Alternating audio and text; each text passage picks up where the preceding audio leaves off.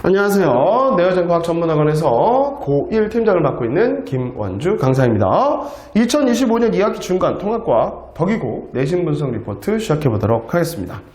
일단 전체적으로 덕이고 총평을 좀 드리자면 난이도 문제들이 예전에 비해서는 조금 어려워졌다라고 생각이 좀 들고요. 근데 기본적인 문제 패턴은 비슷하게 나왔지만 몇몇 문제들이 난이도가 좀 고난이도 문제들이 좀 섞여서 나왔습니다. 그래서 예전에 덕이고 문제에 비해서는 소폭 난이도가 상승했다라고 생각해 주시면 될 것 같고요.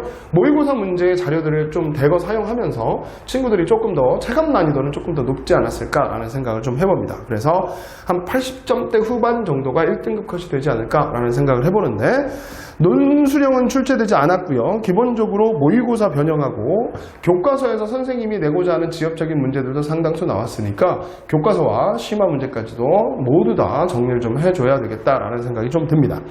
일단 지학하고 생명 파트는 조금 평이하게 출제되었는데 화학 파트 문제의 난이도가 조금 어렵게 출제가 되었습니다. 그 부분은 다시 한번 확인을 좀 해봐야 될 것 같고요. 그래서 대표 문항을 보면서 어떤 문제가 나오는지 좀 보도록 하겠습니다.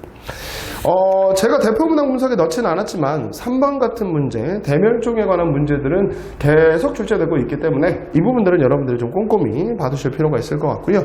5번 문제를 보면 각 우리나라의 지역에 따라서 어떤 화석이 발견되고 그 화석의 시대와 특징을 물어보는 문제, 그러니까 꼼꼼하게 전체적인 지질 시대의 특징을 정리해야 되겠다라는 생각이 듭니다. 그리고 7번 문제 같은 경우는 문제 보기가 살짝 좀 바뀌었긴 했지만 정정이 이루어지긴 했지만 우리 자연선택설에 대한 기본적인 과정들을 묻고 있는 문제이기 때문에 이 부분들도 꼼꼼하게 정리하시면 쉽게 문제 푸실 수 있었을 것 같고요.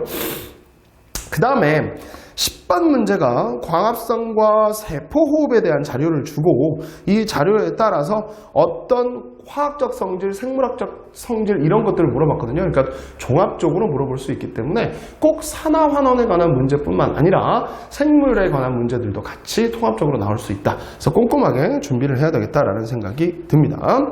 그리고 14번 문제인데 요거는 꽤 오래 예전에 나왔던 수능 기출문제 유형입니다. 수능 기출문제 유형인데 보기를 좀 변형을 좀 했고요. 그리고 이 값을 여러분이 이해하시는 거, 금속의 질량과 용액의 전체 이온수를 이용하는 건 산화환원 반응에서 금속 반응성을 완벽하게 이해하고 있어야 된다라는 말이고요. 난이도 높은 문제들을 좀 줄곧 풀어왔으면 여러분들이 쉽게 접근하실 수 있을 것 같았고, 우리 전구책하고 기출문제 풀 때도 꼼꼼하게 요거 풀었다면 충분히 나왔던 문제입니다. 그러니까 충분히 풀 수 있었다라는 생각을 좀 해봅니다.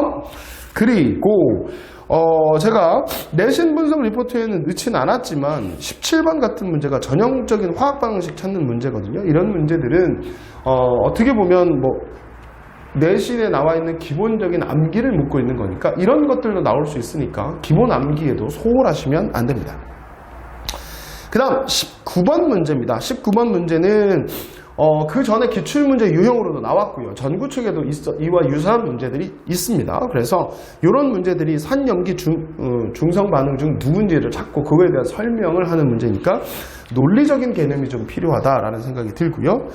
21번 문제가 아마 제일 어려웠던 문제가 아니었나 싶고요. 지금 이 문제 자체를 풀어내는 데 있어서 생각보다는 아마 문제가 까다로웠을 겁니다. 왜냐하면 거기에서 3개짜리가 나왔거든요. 그리고 이게 수능 예시문항에 비슷한 문제도 있고요. 그 전에 지금 고3 문제들 자료 중에 이것도 비슷한 내용들이 있기 때문에 아마 그 부분이 좀 제일 어려웠을 거고 아마 이 문제가 제일 고난이도 문제가 아니었나 싶습니다. 그래서 화학에서는 확실하게 고3 수준에 해당되는 산화환원 중화반응에 대한 개념, 문제를 풀 수 있는 능력 정도는 있어야 된다. 물론 보기는 바뀌겠지만 자료 해석하는 능력 정도는 꼭 갖고 있어야 문제를 풀 수 있지 않았을까라는 생각이 들고요.